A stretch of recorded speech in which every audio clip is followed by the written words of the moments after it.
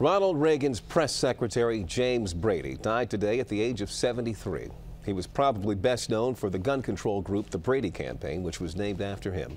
Our senior political reporter, Scott Philbin, is in our newsroom with a look at Brady's life and his legacy. Scott?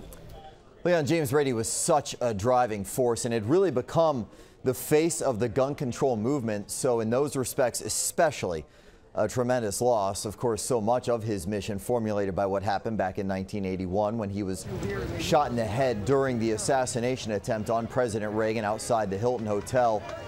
Jim Brady, although he was partially paralyzed, had really a remarkable recovery. Technically, he continued to hold the office of Reagan's press secretary, even though aides performed most duties. But it later sparked his push for background checks on all gun sales by licensed dealers. It really became a saga, an 11-year fight, but eventually was signed into law by President Clinton, known as the Brady Bill.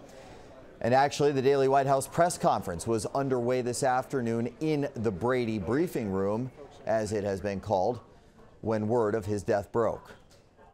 He is somebody who I think really revolutionized this job.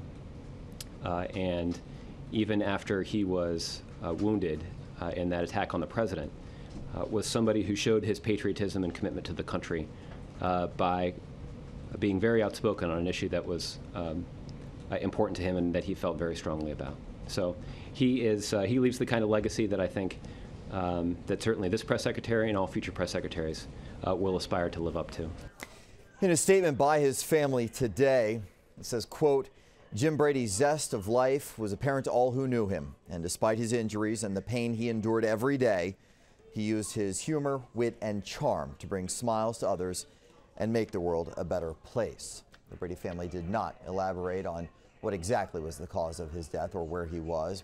It had been reported, though, that he'd been dealing with deteriorating health. Now, coming up tonight at 6 o'clock, we're also going to hear from Jim Brady. The last time we interviewed him, he sat down with Gordon Peterson. You get a taste of why so many people described him as the lovable, funny James Bear Brady. It's coming up later. Leon. All right. Thank you, Scott.